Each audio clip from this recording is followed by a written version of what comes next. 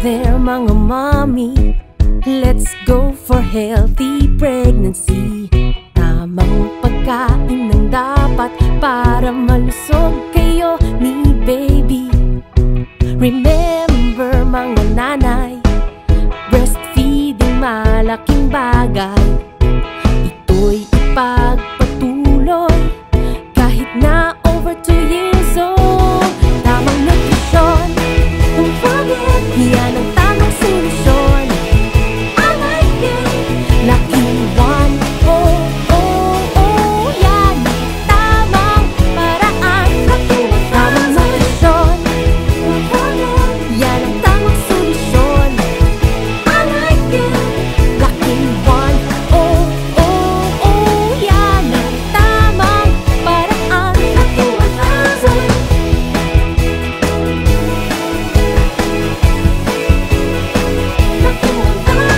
Ang iyong little girl or boy, sustansya'y dapat puno.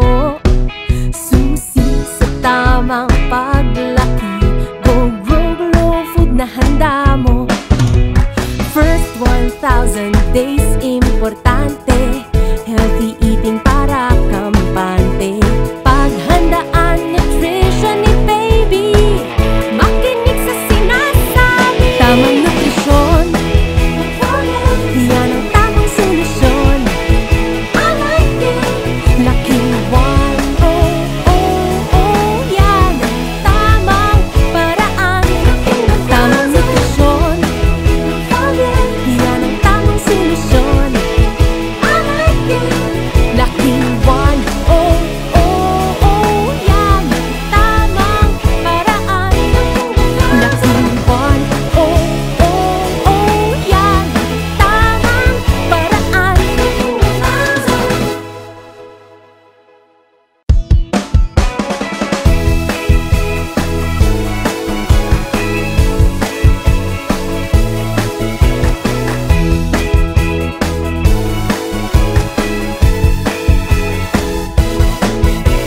Hello there mga mommy, let's go for healthy pregnancy.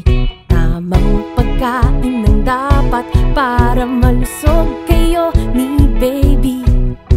Remember mga nanay, breastfeeding malaking bagay. Ito'y ipagpatuloy. Nay, bakit kahit nasa trabaho ka, may breast milk pa rin akong naiinom dito sa bahay? Kaya pala ito ang ginagawa mo. Pinag-iipon mo ako ng breast milk habang nandun ka. Tapos, iniiwan mo rito para kahit umalis ka na, hindi ako magugutom. Pati pagkain meron. Kaya mula nung maliit pa ako, hanggang ngayon, walang problema. Galing mo talaga, Nay. Magandang araw mga kanutrisyon. Ako po si Mila Federizo, ang Regional Nutrition Program Coordinator ng National Nutrition Council sa National Capital Region. At welcome sa Episode 6 ng Nutriserye, Usapang Nutrisyon at Iba Pa, Year 3. Ang Nutriserye ay handog ng National Nutrition Council NCR para magbigay sa inyo ng tamang impormasyon patungkol sa nutrisyon. Ngayong taon ay nakafocus ang Nutriserye episodes sa kahalagahan ng pagsasama-sama ng iba't ibang sektor sa iba't ibang level ng gobyerno para matugunan ang problema sa food insecurity at malnutrition. Makikilala rin natin ang Regional Nutrition Committee, ang mga miyembro nito at ang mga Regional Nutrition Associations dito sa Metro Manila. Inaasahan rin namin na maraming maaabot ang talakayang ito sa tulong ng pag-share ninyo ng ating live video. Abangan din ang question for the day after ng episode na ito para sa chance na manalo ng 100 peso load. O diba, natuto ka na? Nanalo ka pa! Kaya halina tumutok sa episode 6 ng ating Nutriserye featuring the Chair of the Regional Nutrition Committee, the DOH Metro Manila Center for Health Development. Noong nakaraang episode ay ating nakilala ang isa sa mga miyembro ng Regional Nutrition Committee. Ito ay ang Department of the Interior and Local Government NCR or DILG NCR.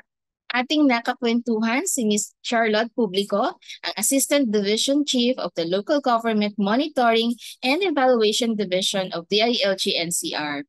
Nalaman natin mula sa kanya kung ano ang role ng DILG-NCR bilang miyembro ng Regional Nutrition Committee at anong mga nutrition and related activities na kanilang sinasagawa. Ngayong episode naman ay ating makikilala ang chair ng Regional Nutrition Committee ng NCR. Ito ay ang Department of Health, Metro Manila Center for Health Development or MMCHD. Makakasama natin ngayong hapon ang Regional Director ng MMCHD, Dr. Aleli Annie Grace P. Sudyakat. Magandang hapon, RD Aleli, and welcome po sa ating Nutri-serye. Magandang hapon din, Ma'am Mila, and magandang hapon sa ating viewers sa NNC's Nutri-serye. Alam po namin, RD Aleli, na super busy po ang inyong schedule. Kaya maraming salamat po dahil nakasama namin kayo sa Nutri-serye episode natin ngayong hapon. Marami po kami inihandang mga katanungan para sa inyo, kaya simulan na po natin ang ating kwentuhan. Maaari niyo po bang ipakilala ang DOH Metro Manila Center for Health Development at ano po ang mandato ng inyong ahensya? Ang Metro Manila Center for Health Development ay ang regional office ng Department of Health na siyang responsable sa field operations sa National Capital Region. Mandato nito na maghatid, magsulong at tiyakin ang kalusugan ng bawat isa, maiwasan at makontrol ang pagkalat ng mga sakit at mga siwa sa rehabilitasyon ng mga individual na naapektuhan ng mga sakit at disabilities. Ano naman po ang role ng MMCHD bilang chair ng Regional Nutrition Committee? Bilang tagapanguna ng Regional Nutrition Committee, tungkulin ng Metro Manila Center for Health Development, napangunahan at palakasin ang ugnayan ng bawat ahensya na miyembro ng komite. Mula sa pagpaplano hanggang sa aktual na implementasyon ng mga polisiya at programa sa kalusugan at nutrisyon. Tinitiyak din natin na dapat nakalinya ang mga programa at polisiya sa mga targets ng Philippine Plan for Nutrition or ng PIPAN at nagbibigay din ito ng mga kaukulang rekomendasyon at technical assistance sa bawat programang pangnutrisyon na ipinapatupad ng bawat lokal na pamahalaan. Paano po nakakatulong inyong ahensya sa paglutas ng problema ng food insecurity at malnutrition, lalo na po dito sa Metro Manila? Talagang problema ngayon ang food security dahil sa pagtaas ng presyo ng bilihin, mga nagdaang kalamidad na nakakaapekto sa produksyon ng pagkain. Ang DOH ay kaisa sa pagresolba nito sa pamamagitan ng aktibong pagsuporta sa mga hakbangin ng ating pamahalaang pambansa na malabanan ang kagutuman sa pamamagitan ng pagbibigay ng edukasyong pang-nutrisyon at kalusugan sa mga komunidad na magpapataas ng kanilang kabatiran sa kung ano ang mga dapat na gawin upang maitaguyod pa rin ang tamang nutrisyon. Aktibong isinusulong din ng DOH ang pagkonsumo ng masusustansyang pagkain na nabibilang sa Go, Glow, Grow at pagpapanatili ng malusog na pangangatawan upang lagi makaiwas sa mga sakit. Suportado rin po ng DOH ang pagsulong ng sustainable agriculture at sustainable food system para matiyak na may mabilis na pagkukunan ng sapat at masustansyang pagkain ng bawat pamilya.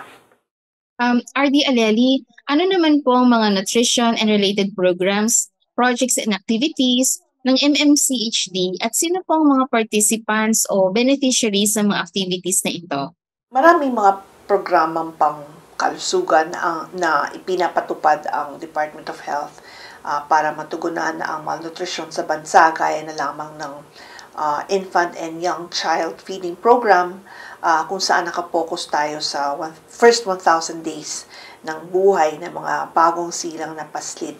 Mahalaga na sa mga unang araw pa lang ng kanilang buhay ay matiyak na maibigay natin ang sapat na nutrisyon na makakatulong sa kanilang malusog na paglaki at maiwasan ang anumang abnormalidad gaya ng stunting o pagkabansot at iba pang sakit na nakakaapekto sa paglaki ng bata. Pangalawa, yung Integrated Management of Acute Malnutrition Program, kung saan ang target beneficiaries naman ito ay yung mga batang 5 taong gulang pababa na may micronutrient deficiencies. Pangatlo ay ang National Dietary Supplementation Program na ang mga target beneficiaries ay ang mga bata at mga buntis. Pang-apat, ang National Nutritional Program for Behavior Change na ang target beneficiaries naman ay ang komunidad, mga estudyante sa paaralan at mga lugar na paggawa na sa pamamagitan ng pagpapataas ng kabatiran at maitanim sa kanilang isipan na dapat sundin at gawin ang wastong nutrisyon para manatiling malusog at malayo sa iba't ibang sakit. Panglima, ang Micronutrient Supplementation Program at ang target beneficiaries naman nito ay ang batang 5 taong gulang pababa, mga buntis, mga inang nagpapasuso ng sanggol, at mga kababaihan na nasa reproductive age. Pang-anim, ang Mandatory Food Fortification Program na ang target beneficiaries naman nito ay ang lahat. Ang programang ito ay nagsusulong na dapat fortified o may angkop na nutrisyon ang bawat pagkain kinukonsumo ng bawat isa. Pang-pito, ang Nutrition in Emergencies Program. Ang target beneficiaries naman nito ay ang mga pansamantalang nanunuluyan sa mga evacuation centers. At ang panghuli ay ang Overweight and Obesity Management and Prevention Program. Ang target beneficiaries nito ay ang mga batang obese o sobra sa timbang, mga buntis at mga nagpapasusong ina. Sino po ang katuwang o nakakasama ng inyong ahensya sa pagsasagawa ng mga programang inyo pong nabanggit? Ang katuwang ng Department of Health ang iba pang ahensya ng pamahalaan gaya ng Department of Agriculture, Department of Social Welfare and Development, at mga lokal na pamahalaan sa National Capital Region para sa pagpapatupad ng mga programang nabanggit na kanina. Meron din tayong mga partnerships sa iba pang mga sektor upang mas maiparating pa natin sa mga kababayan ang mga programang pangkalusugan at tutugon sa kanilang pangangailangan. RD Aleli, ano po ang mga dapat gawin ng ating mga viewers kung gusto nila na mag-participate o mag-avail ng inyong mga health and nutrition services? Makipag-ugnayan lamang tayo sa mga health workers at health centers ng inyong lokal na pamahalaan para makapag-avail ng mga nutrition-related services. Ang mga ito po ay pinapatupad sa ating mga local government units na katuwang natin sa mga programa ito.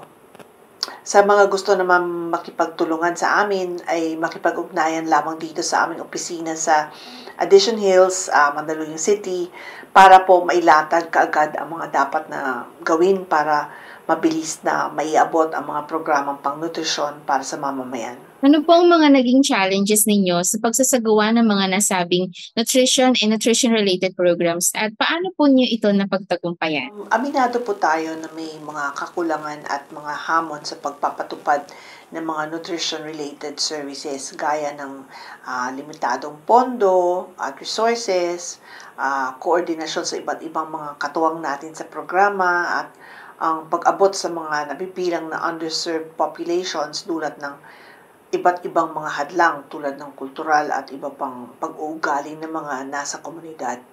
Ito naman ay atin ng tinutugunan sa pamamagitan ng pagkakaroon ng mas pinalakas na pagkikipagtulungan sa iba't ibang sangay ng pamahalaan at mga pribadong sektor na katuwang natin sa adhikain na magtagumpay ang mga programang pangkalusugan at nutrisyon sa National Capital Region. Ano po ang tulong o suporta na pwedeng maibigay sa DOH-MMCHD para mas ma-improve pa ang implementasyon ng inyong mga programa? Hindi ito kaya ng mag-isa ng Department of Health. Ang pagtugon para sa mabisang pagpapatupad ng nutrition-related programs ay kailangan ng whole of society at whole of government approach. Ibig sabihin, kailangan at patuloy na sama-sama at nagtutulungan ng bawat sektor at individual na ating katuwang upang mapabuti pa natin ang paghahatid ng mga programang pangkalusugan na tutugon sa tunay na pangangailangan ng mga mamamayan. Marami pa pong mga rooms for improvement pero tinutugunan na natin ang mga ito sa angkop at mabisang pamamaraan. Pero sa ibabaw ng lahat, magtatagumpay lamang ang isang programa laban sa malnutrisyon kung may kooperasyon at suporta ng bawat isa. Ano po ang inyong pangwakas na mensahe sa ating mga viewers para ma-encourage sila na tumulong para maging matagumpay ang implementation ng mga nutrition programs para naman po masolusyonan ang food insecurity at malnutrition sa ating bansa? Inaangyayahan ko kayo na maging aktibong kabahagi sa mga programang pang-nutrisyon ng Department of Health kasama ang National Nutrition Council upang malabanan natin ang malnutrition sa National Capital Region.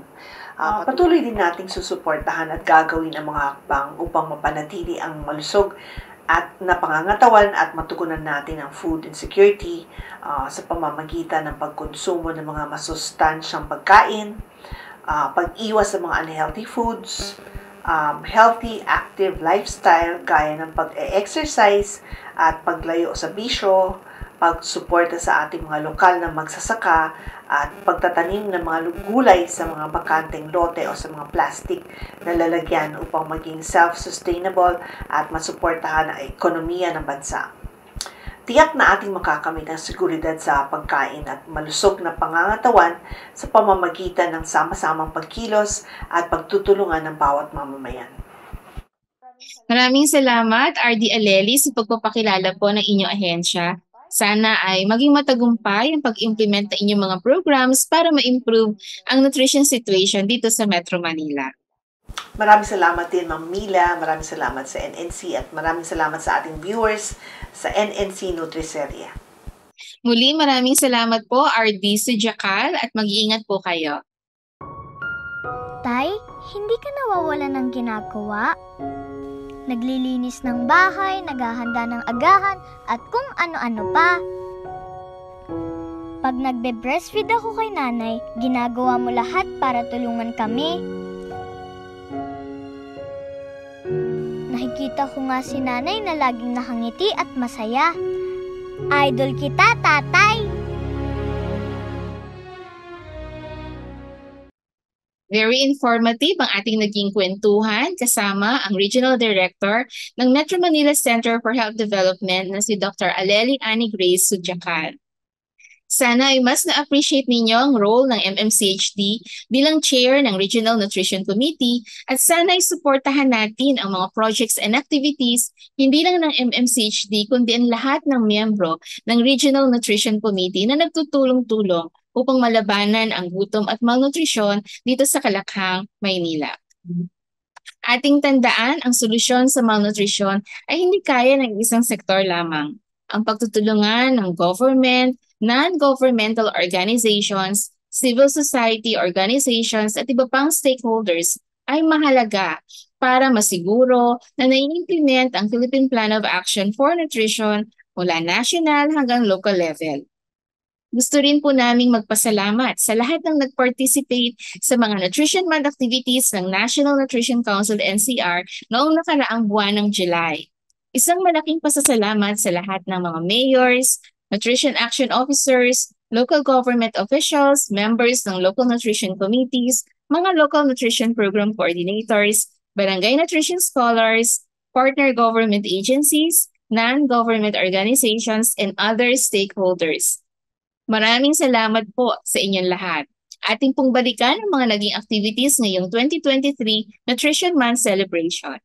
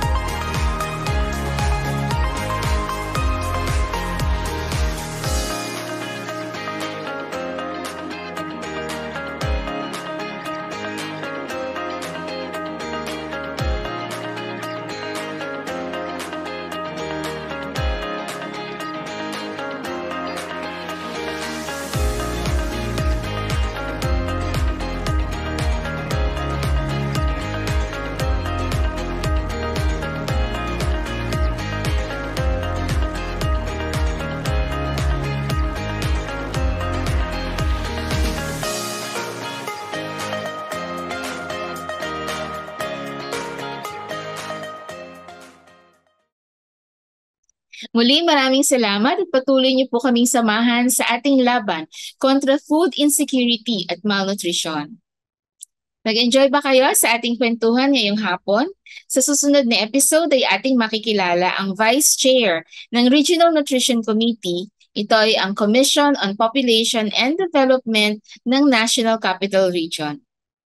Para sa mga iba pang impormasyon ay bisitahin ang aming webpage, Facebook page, Twitter at YouTube channel sa mga links na makikita sa inyong screen. Don't forget to follow, like, and subscribe. Abangan din ang question for the day na ipopost pagkatapos ng ating episode. Mag-message lang po kayo sa National Nutrition Council NCR Facebook page kung kayo ay may katanungan tungkol sa NNC at PIPAN. Dito na po nagtatapos ang episode 6 ng ating Nutri-serye, Usapang Nutrisyon at Iba Pa Year 3. Stay tuned to our page para sa susunod na episode ng ating Nutri-serye. Hanggang sa muli mga kanutrisyon, paalam and see you online!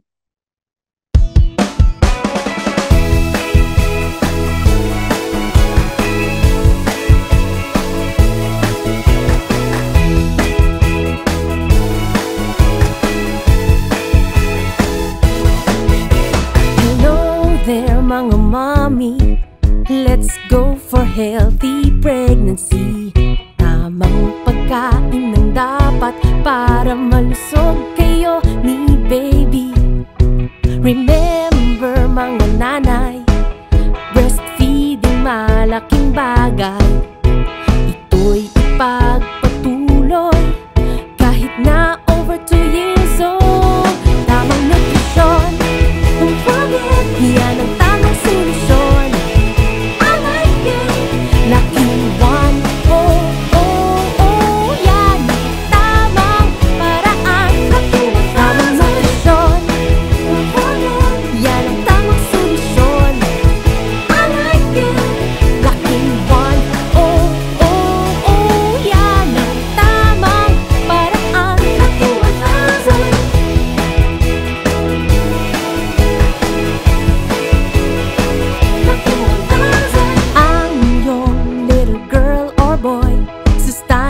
Dapat puno, susi sa tamang paglaki. Go grow food na handa mo. First 1,000 days, importante